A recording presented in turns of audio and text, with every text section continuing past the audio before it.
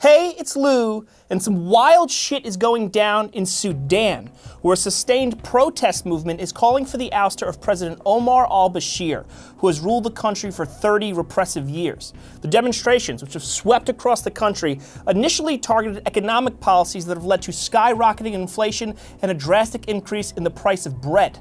But the discontent with Bashir is extensive. In 2009, he became the first sitting head of state to be indicted by the International Criminal Court, which accused him of genocide and crimes against humanity, including rape and extermination.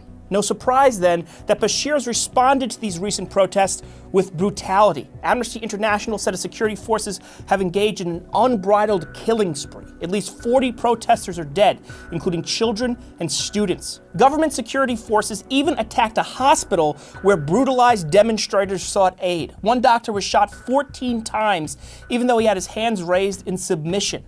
But despite that horrific violence, despite the thousands of protesters arrested, shot at, or beaten, the uprising persists, and the bravery of the Sudanese people might just chase one of the world's most corrupt and reprehensible leaders right out of office.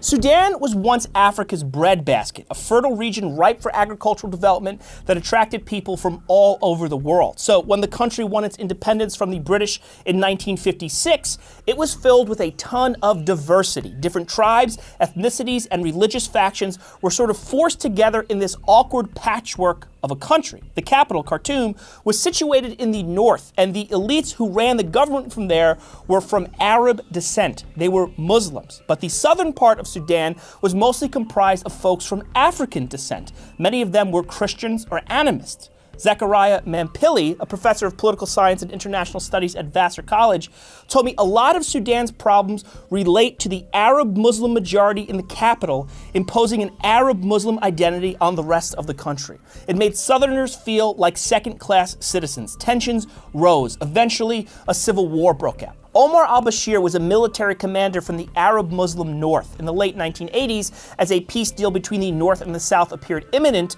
Bashir came to power through a military coup. He dissolved the government, political parties, and trade unions. He torpedoed the effort to end the civil war, causing it to drag on for more than an additional decade. 2 million people were killed, millions more displaced. Meanwhile, Bashir inflamed ethnic and religious tensions by proudly pursuing an Islamist agenda. In fact, he harbored Osama bin Laden for a number of years pre-9/11, and he's imposed a form of Sharia law. Then, in the early 2000s, an anti-Bashir resistance movement arose in Darfur, in the western part of Sudan. Bashir's response to this uprising has been described by the U.S. as a genocide. My administration has called these actions by their rightful name: genocide. Others call it an ethnic cleansing. Whatever the label, some 300,000 people have died. Hired thugs called Janjaweed, which roughly translates to evil horsemen, looted and burned villages. Civilians were terrorized. Rapes and beheadings were common. As Bashir slaughtered his own people, inflamed the ethnic and religious divides in the country, and harbored infamous terrorists, he became an international pariah. The U.S. imposed sanctions that crushed the Sudanese economy. It didn't help matters that Bashir was stealing money. A U.S. diplomatic cable released by WikiLeaks estimated that he's pilfered $9 billion. His regime has sold land they didn't own, given out lucrative contracts to cronies, and leased parts of the country to foreign powers like China. In other words, they sold off Sudan's resources for personal enrichment. They got lucky, though. A massive oil reserve was discovered in the country, and in the late 1990s, Sudan was finally able to get an oil exporting business off the ground. Yet, Bashir would screw this up too. When an end to the civil war was finally belatedly brokered in 2005, the South was given an option to secede. Southerners overwhelmingly voted for secession. The independence referendum passed with over 99% of the vote. South Sudan became its own country in 2011, and it took an estimated 75% of Sudan's oil reserves. Bashir did not prepare for this eventuality. He neglected to build infrastructure or develop the promising agricultural sector. In fact, what was once dubbed the breadbasket of Africa now has to import food. Tufts University professor Alex DeWall, executive director of the World Peace Foundation, told me all of the money flowing into the country from oil never got to Sudanese citizens anyway. It was soaked up by the elites in Khartoum, the enablers who kept Bashir in power and benefited from his kleptocracy. Meanwhile, Bashir pretty much blamed U.S. sanctions for all his country's misfortunes. He even promised to build a museum that highlighted their detrimental impact.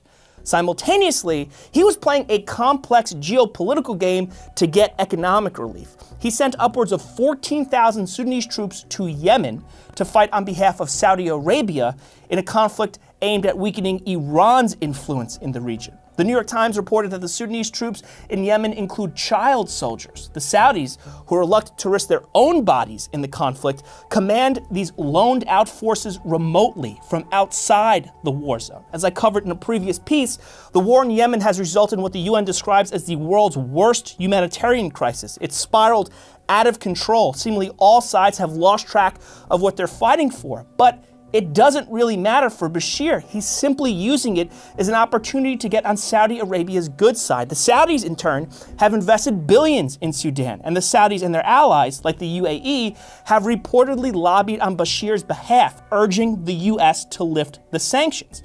The Trump administration did just that in 2017. You'd think this would be good news, but in effect, it's taken away Bashir's biggest scapegoat. The economy is still in the shitter, but he can't blame the US anymore. So he tried to blame his cabinet, firing all of them, but that didn't work either. Instead, disaffected Sudanese are focusing on the fact that Bashir spends an estimated 75% of the country's budget on defense and security. A big chunk of that goes to his private security forces, a sort of parallel military that often does his dirty work. Meanwhile, only 7% of the budget goes to the health sector. The International Monetary Fund assessed Sudan's economic woes and encouraged austerity, including the elimination of subsidies on basic goods.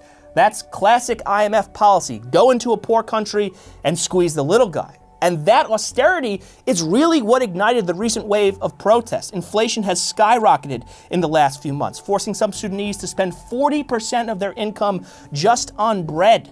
Basic necessities like fuel, medicine, and cash are also in short supply. The lines at banks and gas stations are painfully long. Bashir has tried to mitigate the issue by reinstating some of the subsidies, but that hasn't quieted the unrest, which he blames, incredibly, on foreign agents. Keep in mind, this downturn has touched every facet of society, so the discontent has spread among the poor, the working class, professionals like lawyers and doctors, and students who are pessimistic about their future. This has created a broad coalition to oppose Bashir. Tens of thousands have participated in hundreds of protests across the country. Mampili told me that unlike past protest movements in Sudan, this one started outside of Khartoum, which presents a challenge for Bashir.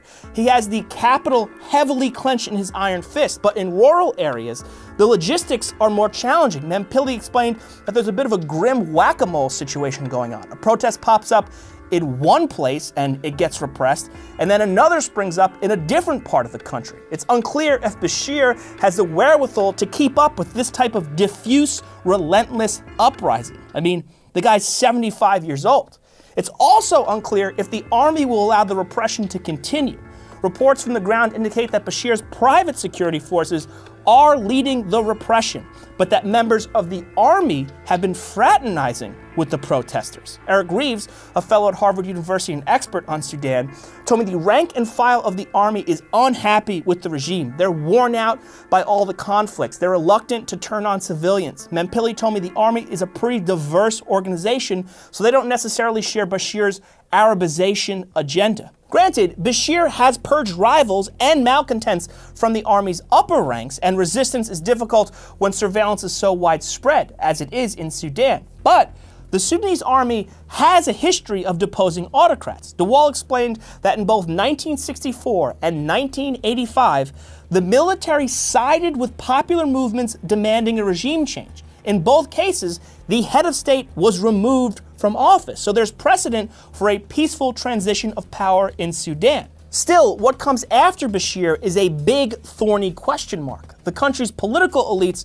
are all compromised, all complicit in corruption and bad governance. Perhaps that's why the international community has been reluctant to aggressively push Bashir out of power. The US in particular has an unsuccessful history of forcing regime changes that have just exacerbated problems. And the domestic opposition to the Bashir regime isn't really united or trusted for that matter. So there's no consensus leader to step in and fill the void. In fact, this fractured opposition is one of the big reasons Bashir has been able to rule for so long. Of course, sham elections, censored media, and a patronage system that co-opts potential rivals also keeps him in power. This is a guy who shuts down social media to stop the spread of dissent. Plus, he's got a pretty strong incentive to stay in office. Once he's no longer head of state, the International Criminal Court will likely intensify their efforts to get him to stand trial for his past atrocities.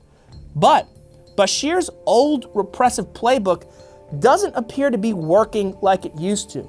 The protesters are undaunted. They continue to demonstrate even in the face of violence. Reid said that this is a sign that the anger of the people is overwhelming their fear of a brutal regime. Mempili noted that young people are leading the way. In a country where the median age is 18, that's a powerful constituency. And they march on, chanting, "We are not scared. We will not stop."